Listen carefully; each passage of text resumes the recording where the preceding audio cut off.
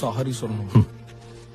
நான் ஒன்னும் பயத்துல என் பொண்டாட்டி பேச்சு கேட்கலப்பா, பாசத்துலதான் கேக்குறேன். நானும் உன்ன மாதிரி தான் இருந்தேன். பொண்டாட்டி இல்லாதப்போ ஃப்ரீடம்னு நினைச்சேன். அவகிட்ட எதுவுமே சொல்லாம விட்டுட்டா ஈஸின்னு நினைச்சேன்.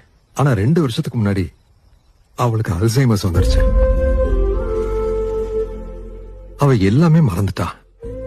அவ ஃப்ரெண்ட்ஸ், அவ தம்பி, அவ அப்பாவை கூட போட்டோல கூட அவளுக்கு தெரியல. ஆனா எப்படியோ என்ன மட்டும் அவ மறக்கல.